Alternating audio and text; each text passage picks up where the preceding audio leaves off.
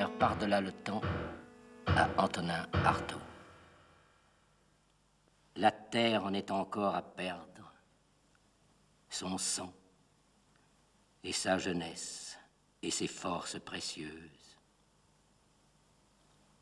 Souvent, l'amour tourne en guerre de deux cœurs. Le théâtre d'opération est cruel aux acteurs enrôlés.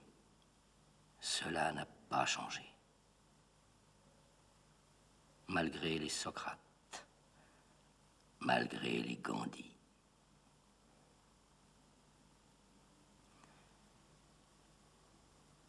Vous, Antonin Artaud, vous étiez posé la question de l'efficacité de la rédemption.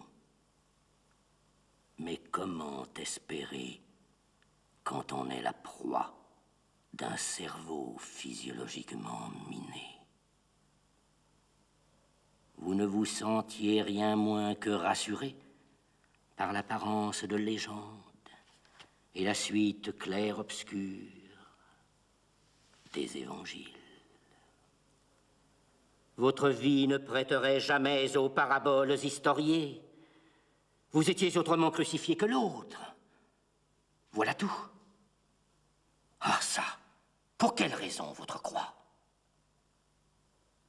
Si la crucifixion du Christ eût été salvatrice.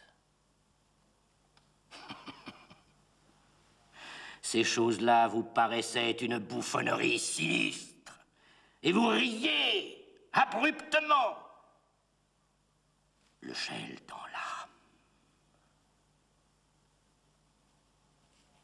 Sur la face du fou, le rire est une blessure horrible.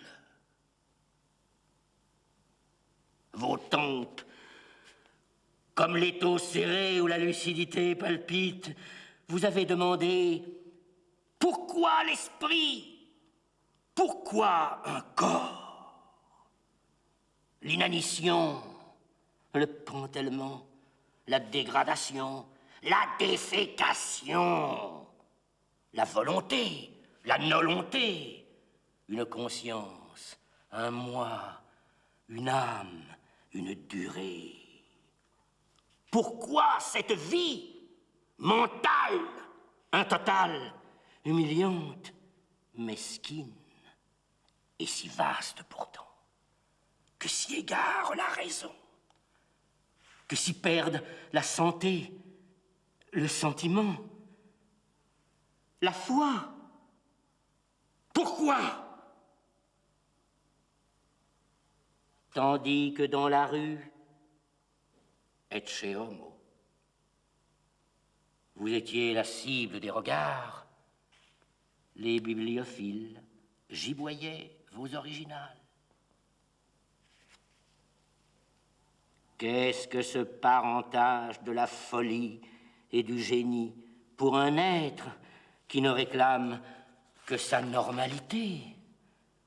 Le monsieur qui se croit saint d'esprit, comprend-il l'honneur du malheureux dont la bouche est dentée, recrache morte les trop belles fleurs de rhétorique, hurle des mots hors de toute lexicologie, délire?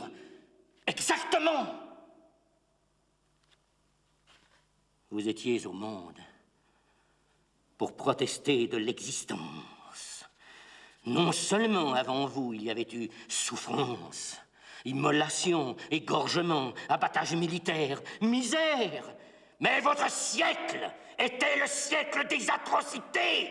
Monde mis à piffère, espace vital, tout devenu fatal, planète au paroxysme de l'épouvante, massacre technique, génocide savant, terre, des morts,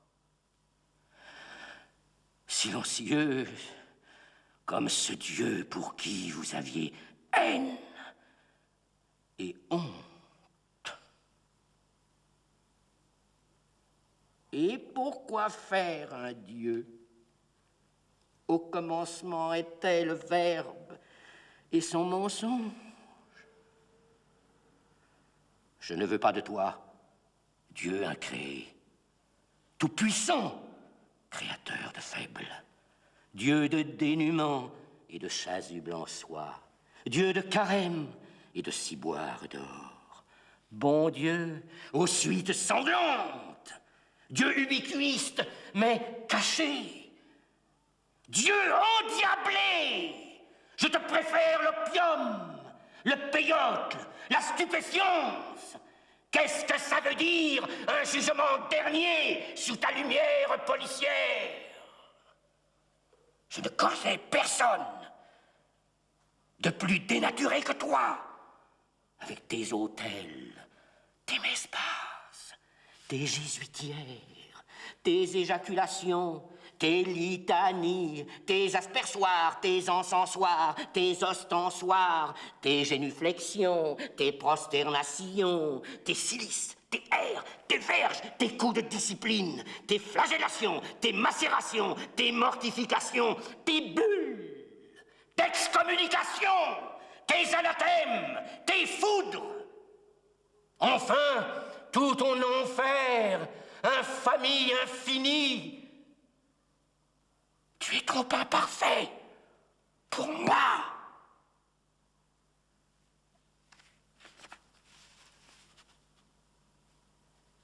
Tragédie sans relâche.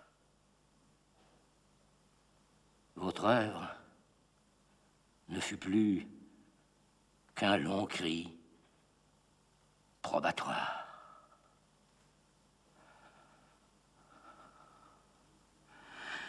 Je vous salue, Artaud, qui releviez d'une race où signifièrent Hölderlin, Nerval, Baudelaire, Nietzsche, Lautréamont, Van Gogh, et qui étiez à vif comme tous les écorchés.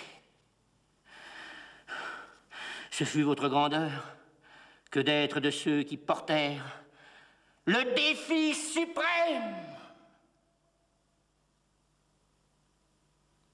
où la psychiatrie a dit démence.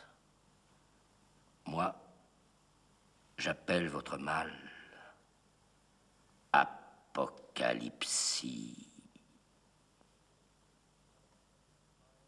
Poète à en mourir.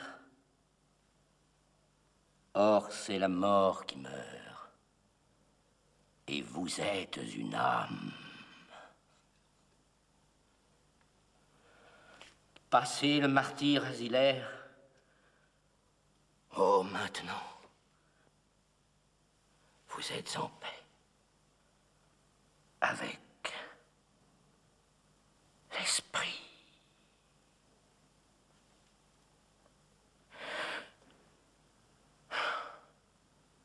Il est venu à vous. Couronnez le silence. Son souffle était pur et son geste